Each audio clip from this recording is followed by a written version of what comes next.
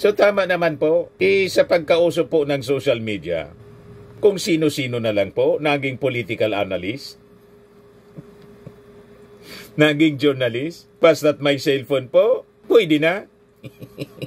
Sinalaula po mga kababayan yung social media. Naaboso, madaling sabi mga kababayan. Ito naman po yung bago naming product na binibenta online. iGlow Serum Whitening po siya. Tingnan ninyo yung epekto sa aking anak na architect before and now. Yung mga inquiries po ninyo, dumiretso na lang kayo sa kanyang Facebook account, Riz Maravillas. Dito muna tayo mga kababayan uli sa ating joke time before natin pag-usapan yung mga mainit na balita ngayon. Lalo na yung press briefing ngayon ni Yusek Claire Castro. Araw-araw may banat po si Yusek Castro. Pati si Senate President Chis Escudero nahagip. May statement kasi si Chis Escudero na patawarin na lang anya natin yan kasi bago lang, excited anya siguro. Sabi ni Yusek Castro, araw-araw man anya sa buhay ko, lagi akong excited. Supalpal. Ngayon, si J. Ruiz na-interview ng mainstream media kasi siniraan po si J. Ruiz ng bagong secretary ng Presidential Communications Office. Left and right ang paninira po ng mga DDS. So, mamaya mga kababayan, yun ang pag-usapan natin. Pero relax lang tayo. Dito muna tayo mga kababayan sa Joke Time. Padala ni Anastasio AC Bang, Private Security Guard at AEI Subway Project. Nagkita yung dalawang estudyante mga kababayan sa isang kolehiyo sa Maynila. Yung dalawa taga-probinsya to. Yung isa taga Davao, yung isa taga Ilocos Norte. Nagyayabangan yung dalawa. Sabi ng taga Davao, alam mo anya, doon sa amin ang may pinakamalakas na bagyo. Sabi ng taga Ilocos, bakit mo naman anya nasabi? Sabi ng taga Davao, kapag bumabagyoan niya sa amin, yung sinag ng flashlight, sa sobrang lakas ng hangin, natatangay. Yung sinag ng flashlight, natatangay po, papunta doon sa direksyon ng hangin.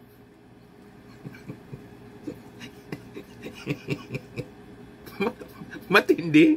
Flashlight, yung sinag ng flashlight, lumiliko. Imbes na straight lang yung sinag ng flashlight, lumiliko siya. Papunta doon sa direksyon ng napakalakas na hangin ng bagyo. Nakahalata mga kababayan yung taga Ilocos Norte. Ganon na niya sa isip niya. Napakambog mo anya magkwento. Wala yan, anya, nakwento mo. Doon sa amin anya, makikita mo ang may pinakang mabilis na biyahe ng bus. Bakit mo naman anya nasabi na napakabilis ang biyahe ng bus sa inyo? Sagot ng taga Ilocos Norte, kapag anya, dinadaanan ng bus ang mga taniman ng gulay sa amin, tulad ng ampalaya, talong, sitaw at okra, saka kalabasa, pagtingin mo anya sa unahan, pinakbit na anya agad.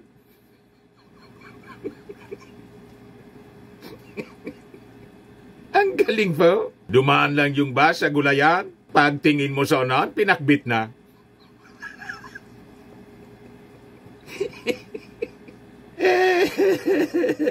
Ang bilis ng bus po. Anyway, matik na po. 200 pesos, paki-send na lang po ng GCash number ninyo doon sa Messenger. Kasama ka na rin sa raffle draw. 5,000 sa monthly draw ng mga entries. Dito na tayo mga kababayan sa ating seryosong topic. Ngayon, sabi po ni PCO, Acting Secretary J. Ruiz, iniisip niya na magkaroon na po ng finally, social media regulation para malabanan po ang matinding pagpapakalat ng fake news. Yung latest lang po, binugbog daw yung First Lady po ni PBBM. Kasi yung mata, mga kababayan, kaya doon sila katindi magpakalat ng fake news. Yang totoo po, allergic reaction. Pero yung mga person attacks mga kababayan sa first family, sanay na sila dyan. Kaya lang po, kung ang nakataya na ang national security natin, ibang usapan na po. Lalo karamihan sa mga nagpapakalat nito, itong mga DDS vloggers, na ang sinusuportahan nila mga kababayan na idol, ay mismong factory ng fake news. Sabi ni Executive, one-man factory ng fake news. Sabi ni Executive Secretary Lucas Bersamin. At alaman naman natin po kung saan nakakiling China. Na ang objective po ng China, guluhin tayo dito sa ating bansa because of their interest sa West Philippine Sea. Yung latest nga po sa West Philippine Sea fake news, ang pinakalat po, yung Palawan, inaangkin na po, yung buong probinsya ng Palawan. Imagine that. Kaya sabi rito, PCE Malls, social media regulation para labanan po ang pagkalat ng fake news. Sabi po ni Acting Secretary J. Ruiz. Sabi niya, pinag-aaralan natin. Yan na sana magkaroon kahit papano, lalo na dun sa mabibigat na issue. As I've said, a lie told 1,000 times drowns out the truth. Lalo kung organized mga kababayan, itong mga fake news peddlers, mga troll farms. At may vested interest po ang mga nasa likod. Hindi para po sa kapakanan ng ating bansa, kundi para sirain po ang gobyerno at i-tiktok over ng mga pro-China agents. Yun ang masaklap mga kababayan. Kaya panahon na natuldukan ito. Ito yung rason kung bakit si J. Ruiz at saka si Jose Claire Castro ang nilagay ng ating Pangulong Bongbong Marcos. Sabi niya, sobra na walang nagre-regulate. Sa movie niya yung MTRCB. May nagre-regulate. Sa radyo, may nagre-regulate yung KBP. Sa TV. So bakit natin pinabayaan na puro fake news ang lumalabas sa online natin? Tama ba yon? So ang punto lang dito, sabi niya, kailangan kung vlogger ka man, social media influencer ka man, tanggap mo na dapat ang iyong responsibility, greater responsibility to the public.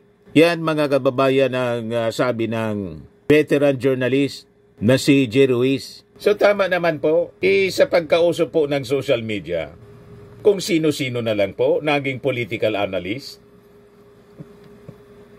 naging journalist, basta't may cellphone po, pwede na. Sinalaula po mga kababayan yung social media na abuso, madaling sabi mga kababayan. In words, ginagamit ng mga political interest at ang mas masaklap mga kababayan ng foreign actor. So may punto itong gustong mangyari mga kababayan ni J. Ruiz. In fact, yun ang dahilan mga kababayan kung bakit may TRICOM investigation doon sa mga sinasabing pagpapakalat ng fake news. Kaya nga inimbitahan po yung mga social media vloggers at ang karamihan po mga DDS vloggers. Bakit naman andyan Mr. Maravillas, mga DDS vloggers? Isa po yung mahilig sa fake news Ang puno nila, factory ng fake news. Alangan man kami. Di ba? Tayo, yung mga sources natin ng information, credible po. Di ba? Mainstream, Philippine Daily Inquirer, Manila Bulletin, Philstar, kung ano-ano pa, mga established news organization. Tapos yung Presidential Communications Office mismo. Ito mga taong ito. Yung isang vlogger nga po, ang source niya, puting ahas. Lahat chismis mga kababayan. Ang dami ng chismis na pinapakalat until today. Ganon ang ginagawa. Pinapakalat na naman nga po mga kababayan na nag-away-away na niya sa Presidential Communications Office. Nagtanggalan na niya. Paano nagtanggalan? Na yung courtesy resignation, normal po yon pagbago ang head. At ang pag-reshuffle sa mga cabinet position po, normal yon sa bawat administrasyon. Bakit? Ngayon lang ba siya nangyari? Hindi ba siya nangyari noong panahon ng previous administration? Di ba ang dami din na mga cabinet secretaries yung tinanggal, pinalitan? So that is normal. Kung ano-ano po ang pinapakalat nila. Ito nga, may isa rito, sabi niya parang nanalo sa luto. PCSO Lotto, swerting-swerte, J. Ruiz panalo sa 206 milyong kontrata ng Digital 8 bago may talaga bilang PCO Secretary. Ganon katindi mga kababayan. O ngayon, itong mga pinapakalat nila na may mali siyang mga kwento laban kay J. Ruiz, pinaliwanag na po ng Presidential Communications Office. Yan po. Report ito ng Philippine Daily Inquirer. Oh. Sabi ng Palasyo Malacanang, Ruiz follows legal steps to divest 206 million PCSO shares. Newly installed Presidential Communications Office Secretary J. Ruiz is now in the process of divesting his supposed 206 million worth of contracts from another government agency. Sabi po ni PCO Undersecretary Claire Castro.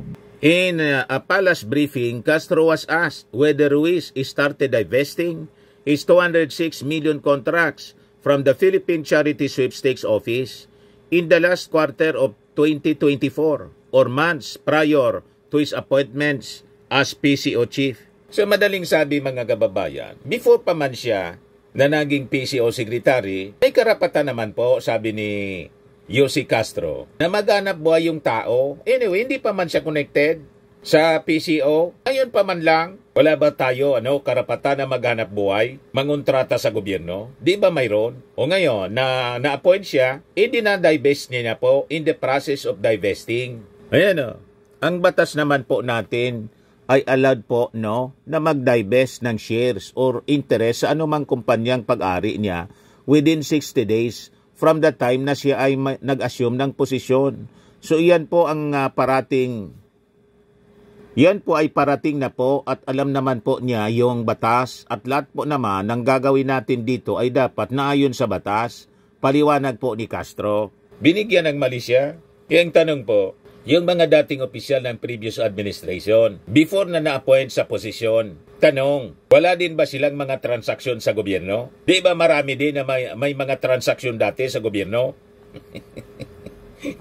O di ba? Kasi karapatan yan ng bawat Pilipino na maghanap buhay. Ngayon, na parte ka na ng gobyerno, may batas na sumasaklaw. Ito yung pinapaliwanag, mga kababayan ni Yossi Castro. Binigyan naman po ng ng mali siya para daw tumama sa sweepstakes. Ito yung press briefing, mga kababayan. Natanong dito yan sa press briefing ni Yossi Castro. Ma'am, may we just get your quick reaction sa recent pronouncement ni former spokesman Harry Roque na kahit gaano kakagaling na salesman, kung hindi maganda ang produkto, mahihirapan kang ibenta. Good luck daw po sa inyo ni Secretary J. Ruiz. Naniniwala po talaga kami na mahirap ibenta ang bulok o masamang produkto. Mahirap po talagang ibenta kapag ang ibinebenta mo, kailangan mo pang linisin ang mga sinasabi. Patama na naman po. Mahirap ibenta Kay Digong. ang mga tao na ang lagi nababanggit ay joke lamang yan. Hindi po Sapol? kami salesman dito. Kami po ay messenger. Correct. Ang salesman po kasi kailangan na maganda ang bukadura mo. Kailangan na ibenta kahit na minsan ay hindi totoo yung mga sinasabi mo para lang mabenta ang isang tao o isang produkto. Correct. Okay. Sa amin po, messenger kami, hindi po kami nagbebenta ng Pangulo o ng gobyerno. Pinapakita lamang po namin at inilalahad namin kung ano ang maaaring makuha ng taong bayan sa ating gobyerno, kung anong pwedeng itulong ng ating gobyerno sa taong bayan. So hindi po kami salesman, kami po ay messenger. Ma'am, sapol po yung isa sa mga nagbibenta ng fake news, galing po doon sa pabrika. Si Harry Roque. Tama po yung sagot. Brilliant answer ni Yossi Castro. Ang PCO po, hindi salesman. Para pabanguhin, ibenta yung ating Pangulo. Hindi man kailangan. Messenger po. Presidential Communications Office nga ang tawag Messenger anya kami. Ang salesman anya, mahirap talaga ibenta. Lalo kung ang produkto bulok. Si Sara po, ang hirap ibenta. Paano mo ibibenta po? Kaya ang ginawa ni Sara, self-destruction. Hirap na hirap sila kung paano idepensa yung pagbabanta. At yung pag-imagine na pugutan ng ulo yung ating Pangulo. You see, ibahin ninyo ang administrasyon. Hindi kailangang ibenta. Kasi kitang-kita po ang maayos na pamamalakad po. Ang ginagawa ngayon ay yung kalat ni Digong po na ginawa during his term. Nililinis ngayon ng ating gobyerno. Yan po ang malinaw niya. Balikan natin si Yossi Castro. Cum laude pala to sa UST. Another matter lang po. Meron pong report na isang media company kung saan isa sa co-founder si Jay Ruiz ang nakakuha ng 206 million na halaga ng kontrata mula sa PCSO. Ilang buwan bago po siya maging PCO secretary. Hindi pa po ba nagda-divest si Secretary Jay? Meron, ang batas naman po natin ay allowed po, no, mag-divest ng shares or interest sa anumang kumpanya na pag-aari niya within 60 days from the time na siya ay nag-assume ng position. So, yan po ay parating na po at alam naman po niya yung batas at lahat po naman ng gagawin natin dito ay dapat naaayon sa batas. Thank you, ma'am. Lay Perdilla, ETV4. Good morning po, Yusek. Senate President Cheese Escudero refused to comment on your opinion how to fast-track Vice President Sara Duterte's impeachment trial. Ang sabi niya po, patawarin na lang natin siya bago pa excited pa. Your reaction po. Yes, opo, masayang-masaya pa po ako na nadinig natin dyan kahit hindi pa po tayo nagkakasala. At hindi ko pa po alam kung ano yung nagawa nating mali. Patatawarin niya na tayo. Maganda pong gesture po yan. At kung sinabi po niya, excited po ako, aminado po ako. Excited ako. Excited ako every second of my life. Hindi lamang ngayon, sa araw-araw ay dapat maging excited. Lahat po tayo, lalong-lalo na po, yung mga taga-gobyerno, dahil meron po tayong task o obligasyon na dapat gawin para sa taong bayan at para sa bansa. Hindi ko po ikakaila na halos araw-araw ng buhay ko, hindi lamang po ngayon, excited po ako. Supalpal si Cheese Escudero kay Yusek, Claire Castro. Kulang na lang sabihin ni Yusek na sana ganun din kayo, Senate President Cheese Escudero, ka-excited sa inyo pong trabaho. Lalo na ngayon, may nakapinding na impeachment kay Sara Duterte. Pero ang tagal ng aksyon. Yun ang kulang, mga kababayan. Parang kulang ang excitement. Di ba? Yung mga prosecutors pa naman, House Prosecutor, excited ng masyado na simula ng impeachment trial. Kaya nga sigang papresko ng Congress. Kanina may papresko na naman sila. Sa susunod nating mga videos, pag-usapan natin. Dito muna tayo. O ngayon, ito naman po yung kanina na interview kay Secretary Jay Ruiz. Pakinggan po natin, mga kababayan. Dun sa combat fake news, parang narinig ko na will you resort to legal pag sumobra. Lalo na yung threat na to national security. Lalo na yun, di ba? Magsasabi ka online na ganito, walang pasok. May pasok naman pala. Magsasabi ka, may bomba sa ganito, bobombahin lang. Siyempre, paano hindi namang papailan yung mga ganyan? Yung nananakot, nagpapakalan na kasi naman. So kayo mismo, sir, magpa-file ng case? Tapos, joke lang. Pag-aaralan ko pa. But of course, we also have our legal team. Right. Na that will take care of that. If in case sumobra, hindi ko naman sinasabi yung maliliit naman. Pero may punto lang dito. Kailangan, kung vlogger ka man, social media influencer ka man, tanggap mo rin dapat na may responsibility, a greater responsibility to the public. And yung boundaries. Diba? Sobre, actually, that's one of the reasons why nainganyo ako. Nalabanan itong fake news kasi, alam mo, sobra na eh. Walang nagre-regulate. Movie, television, Regulatory Commission, MTRCB, di ba? Sa movies, may nagre-regulate. Radio, may nagre-regulate. TV, nagre-regulate. Eh bakit natin pinapabayaan na puro fake news ang lumalabas sa online natin? Tama ba yun? Ngayon, tingin niyo, tama ba yun? You think, sir, it's high time na magkaroon ng regulatory body para sa social media? Pinag-aaralan po natin yan na sana magkaroon kahit papano. Lalo na doon sa mabibigat na issue na hindi ko to. Kasi ngayon, as I said, a lie told 1,000 times drowns out the truth. So pag maraming ito totoo, sabihin ko, maganda sa Tuesday. Hindi. Diba? Totoo naman yan. Pero maraming fake news. 1,000 nagsabi, hindi. O ngayon, sino ngayon ang papaniwalaan? Correct. O ngayon, sinabi ng gobyerno, walang pasok. Nagpakalat ng fake news, may pasok pala. Sino ngayon ang papaniwalaan ng tao? Correct. Sino? Eh, walang accountability yung tao. Minsan nga, di ba, gumawa nga ako storya. May mga congressman, sinabihan na mga bakla. Diba? Nasaan naging dahilan sa paghihiwalay nito. Ang hiwalay ng diba yun?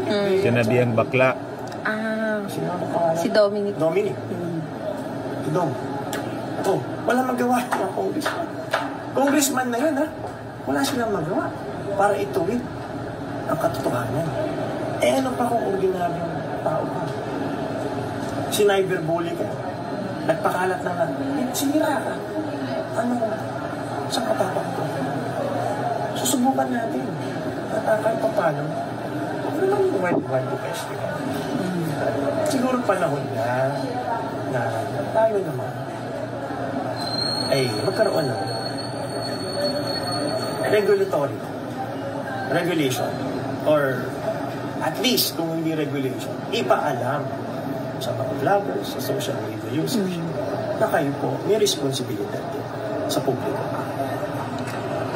So tama naman po mga kababayan. Balikan natin si Jose Castro sa press briefing. Ina po nabanggit ni Acting Secretary J. Ruiz na I'm here po. Ang layo natin ito. Na kailangan po pag-aaralan yung pagkakaroon ng regulatory body sa social media para maiwasan po malabanan yung mga fake news. Can you elaborate po regarding dun sa kanyang binanggit na medyo hindi po kasi masyadong kompleto kung paano po ang gagawin natin? Actually po, dapat makipag-ugnayan din po tayo, makipagtulungan po tayo sa mga mambabatas po natin, sa Kongreso. Kasi sila din naman po yung gagawa ng batas dito. Yung pong sinasabi natin na magkaroon ng regulatory body, sa palagay po namin ay napapanahon dahil tayo po sa mainstream media, tayo po ay sakop at nare-regulate po ng MTRCB. Kung tayo po ay miyembro ng KBP, meron pa rin po tayong KBP. So sa tingin po natin, sa ating palagay, ang pagkakaroon ng regulatory body, separate na regulatory body for the social media, ay napapanahon din po para po maiwasan yung mga pang-aabuso. Hindi po natin pipigilan yung mga opinyon na naaayon naman po sa batas, kumbaga opinyon na lehitimo. Kung ito man ay kritisismo, yan po ay dapat lang na irespeto. Pero iba po kasi yung sinasabi natin na paninira ng walang basihan at kung ginagamit man po itong mga troll army sa paninira, ibang usapin po yun. Dahil kung meron man po troll army pero ang advokasya nila ay magpalabas at mag-share ng tamang balita, hindi po yun pipigilan. Ang pipigilan lang po natin ay maabuso dahil po kapag po naabuso ito, meron po itong effect sa taong maaaring siraan, maaari ang mga organisasyon, ahensya na maaari siraan o walang basihan, malaki pong impact ito, lalo na kung paniniwalaan ng mga tao. So mas maganda po talaga na magkaroon, yun lang po ang aming suggestion, matuloy po sana at magkaroon talaga ng regulatory body para din po malaman natin ang bawat isa kung content creator ito, vlogger, blogger, malaman din po natin yung identity at hindi sila nagtatago sa mga dummy accounts. Ganun po. Sa tingin niyo po yung ginagawang hearing ngayon ng Quadcom ba yun or Tri-Committee sa Kamara, tamang-tama para maipurso po itong pagkakaroon ng regulatory body kung sabi nyo nga kailangan dumaan sa paggawa ng batas? Opo, napapanahon po ito dahil hindi na po biro yung mga ginagawa po ng mga troll armies. Sabi nga po natin, kapag ka po kasi binabayaran lang ang mga tao para magsalita ng paninira ng walang basihan, hindi po yun freedom of expression. Kasi binubulungan lang sila ng taong nagpapasweldo o nagbabayad sa kanila. So kakaiba po yun sa tinatawag nating freedom of expression. Ma'am, ano lang po, since medyo baka matagalan pa po kung magkaroon ng batas, hintayin natin. Ano po yung mga immediate na mga plano ng PCO para malabanan ito? Meron na po ba tayong mga ebidensya, mga documented na magpapatutuong itong mga vloggers na ito, itong particular na lumalabas sa document, talaga pong mga troll armies ito, mga fake news lamang yung kanilang ginagawa at sinasabi. Actually, syempre po, bago po tayo magbintang, alam naman natin, we have to presume them innocent until proven guilty. So, ang bawat isa po, kumbaga, i-verify muna po yan bago sa atin sabihin, ay, parte ka ng troll army. Kasi wala pa po tayong batas patungkol sa sinasabing troll army. Ito lang ay mere description kung paano yung kanilang ginagawa. So, pagka po na-verify, let's say po, tayo nagsasalita dito, at sandamakmak na po ang kumakalaban, at nagpapakita at nagva-viral na mali. Mapapansin niyo po, kahit yung ibang mga organisasyon ay nagpa-fact check. So kung kakayanin po ng ibang mga pribadong ahensya or korporasyon na magkaroon at magsagawa ng fact-checking, ganun din po ang gagawin ng PCO. Pipilitin po nating maayos po yan at isagawa na maayos. So far po wala pa kayong na-verify na masabi na ito talaga ay nagpapakalat ng fake news, troll army po itong mga ito? Wala pa po in particular, pero inaaral na po namin, kaya po yung mga ibang mga sinasabi nating fake news ay atin pong sinasagot hanggat sa makakaya natin. So hindi naman din po kayong kabilang doon sa mga masasabing nagpapakalat din ng fake news, since wala naman po palang mga verified batayan yung inyong mga sinasabi? Ganito po yan. Pag sinabi po nating fake news, alam nyo po na meron na kayong naging basihan. Fake news, alam na natin kasi may dokumento. Halimbawa, sinabi ko po, si Miss Pia ay dalaga. When in fact, there's a record na she's married. So, sinabi ko, dalaga yan. Is that fake news? Of course, kasi may batayan. So, bago naman po namin sabihin na fake news, dapat meron po kaming batayan. Correct.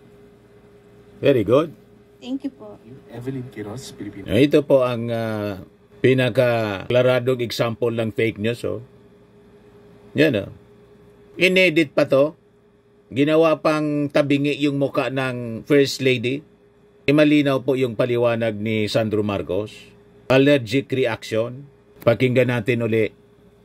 Extend my deepest one for being extremely underdressed. I was just told about 20 minutes ago that I would be taking the place of the First Lady.